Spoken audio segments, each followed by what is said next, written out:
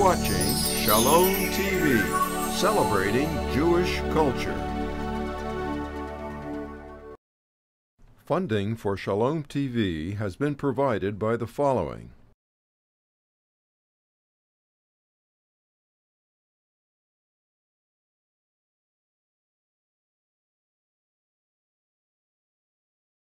And by viewers like you.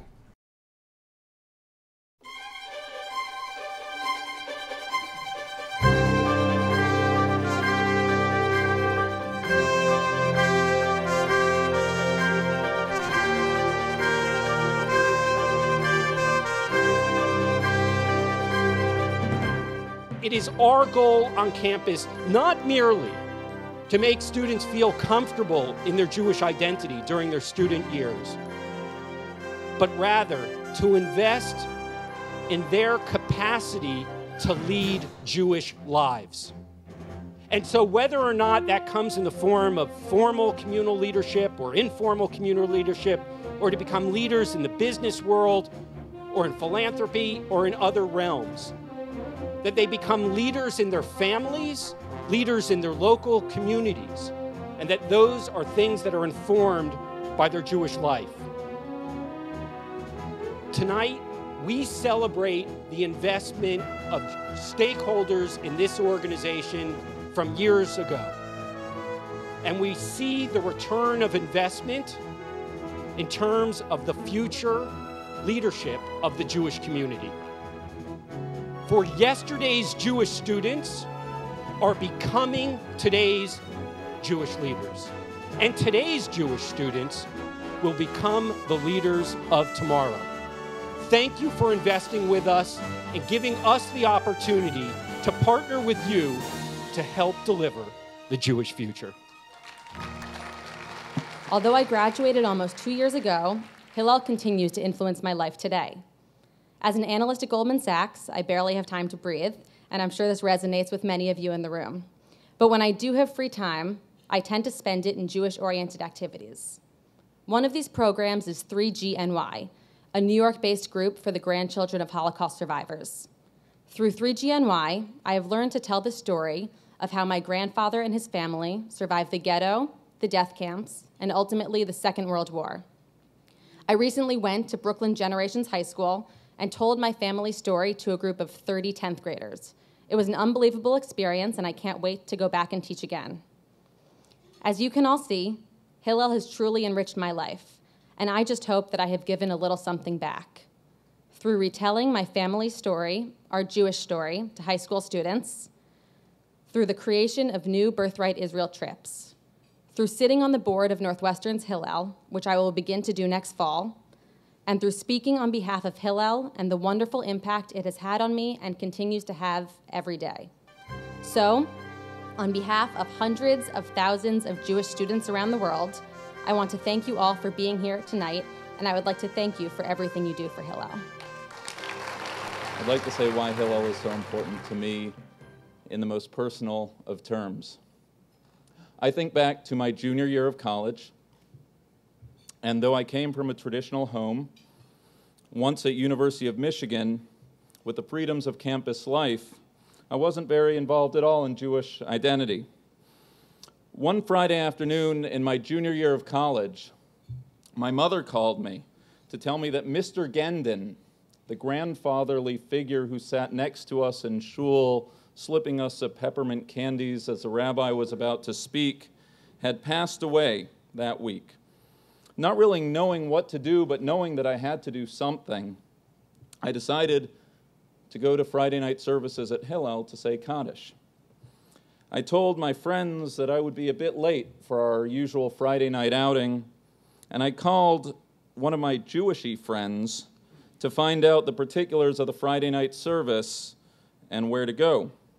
I knew no one in my 2 years up till then of campus life. I had only been to high holiday services. I sat through the Friday night service, I said Kaddish for Mr. Gendon, and like at the end of a long flight, I popped up out of my seat ready to leave the building.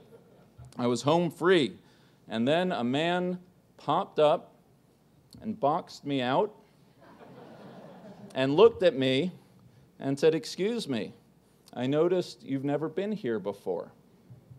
At which point I recall thinking, wow, this guy has an astute sense of the obvious. I only found out about this building about an hour ago. At which point he said, well, I was wondering if you have plans for Shabbos dinner.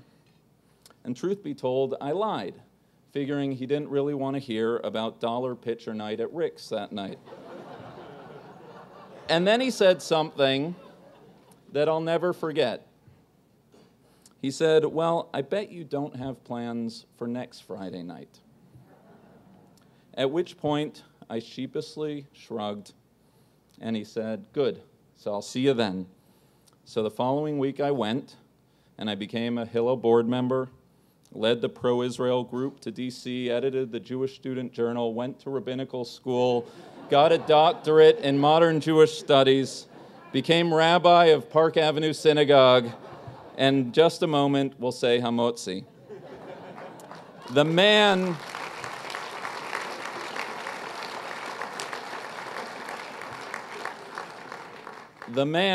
that evening was Michael Brooks, the Hillel director at University of Michigan, and he continues to be my model of Jewish leadership up till today.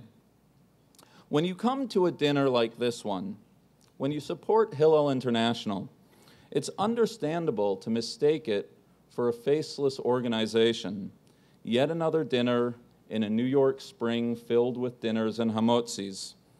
But I know, and I know here I do speak for our honoree Morris as well, that the power of Hillel, the power of this evening, comes down to the ability to touch a single human soul. Yes, we are supporting an institution with a global reach, but what we're really doing is enabling Hillel to do what it did for me, what it's done for thousands of others, and what it will, God willing, with your support, do for thousands more, to identify, to touch, and to shape Jewish souls at the crossroads of their campus lives. It's every bit as momentous, every bit as sacred as that. To Morris, to each of you, thank you, and may Hillel move forward in strength in its sacred mission. And I was fortunate, I went to Harvard College. I get to this impressive institution, pretty waspy place though. So what did? I joined the crew team to meet some other Jewish kids. And now I'm sort of heading off in the wrong direction. My first college girlfriend was Catherine Kennedy, and she was Mormon. Okay, then the drum beat about why it was important to marry a Jewish girl. My parents flew up. Dad, I've gone on a couple of dates, but they were concerned. And then it was Sarai Brockman, I think, who saved me. And Sarai is still a good friend of mine. Maybe some of you know her. But Sarai, knocked on the door and said, hey, Bill, how about Shabbat dinner? Let's go to Hillel. And she took me to Hillel. Then I spent more time at Hillel. I didn't make it there every Friday night.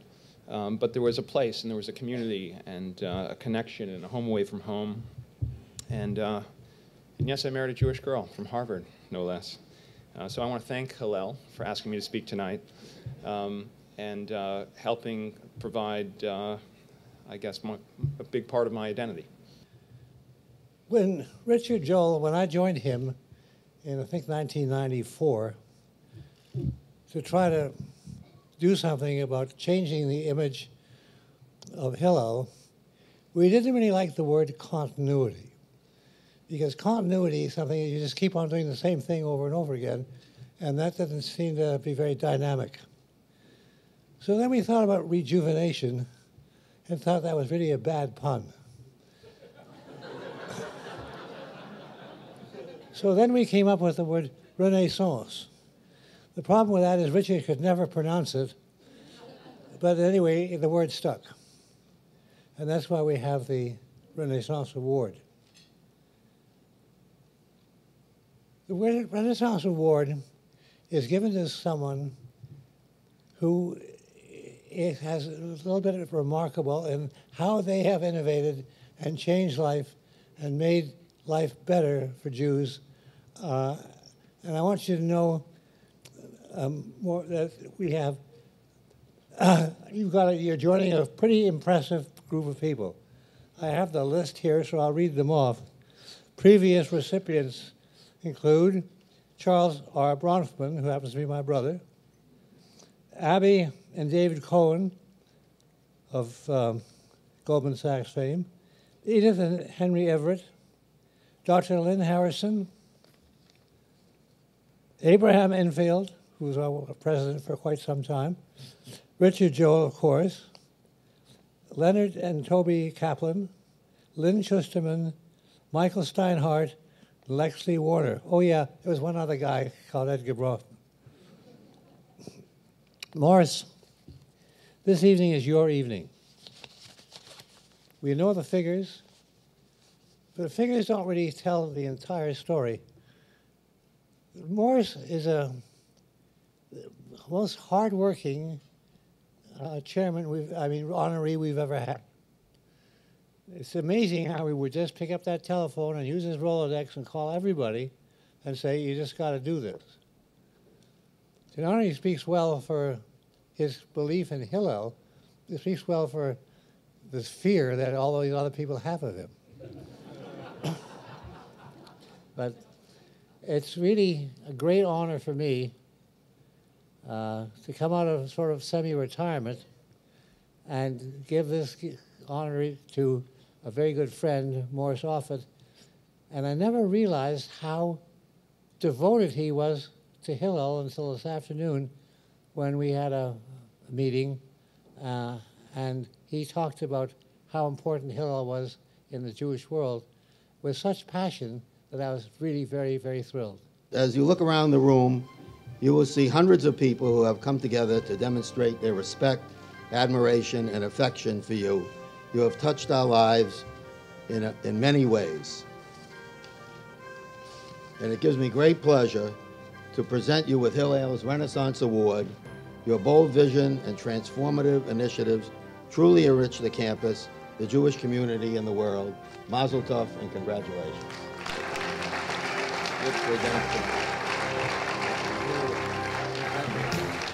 Hillel has been playing a primary role in giving these wonderful Jewish students an awful lot of ammunition and, in effect, arguments to defend and to be proactive in making sure that your colleagues on campus of any religion, any ethnicity, really understand what being Jewish is all about and the centrality of Israel to the Jewish religion. The Hillel organization, ladies and gentlemen, is absolutely thriving. It's pulsating. You know, there's an energy level here that is so infectious. You attribute, of course, to the leadership, Wayne, the team that he's put together. So you have to deserve this kind of financial support. You just can't really ask people for money without proving your bona fides as, in effect, a Jewish organization, because there are many in the community. So what you have done is really accomplish something that is quite remarkable in really identifying Hillel. And the point about Hillel, it's never had a case statement more meaningful than it is today. It's right there, to tell you the truth, and crossing all generations. As Wayne said, you're not only administering to the students, but the parents, the grandparents. And all of a sudden, Hillel is starting to permeate or kind of penetrate other spheres you never would have thought that Hillel would really be involved in. So that's one part of it. And then there's this wonderful lay leadership. And that's the companion that you have, the partnership between the professional side and the lay side. And I was at the trustee meeting this afternoon, all wonderful people from around the country. So I congratulate the lay leadership, the professional leadership, something very, very special. And really thank you all for this glorious evening from our family. Hillel is quite special, I think, to all of us. As chair in these past 2 years, I've had the opportunity to travel around the world and meet students in a variety of places. We visited students in Latin America. We have students in the former Soviet Union. We have students in Israel. And every one of them is precious. and every one of them is a future leader. And you help us by being here and supporting us this evening. Your attention to this next generation of very, very vibrant young men and young women. It really doesn't matter where they are. They're all our children, and in some cases, grandchildren. And when you hear the stories that we're told of the next generation, and you see what's possible, it is your generosity and your continued support that makes it so.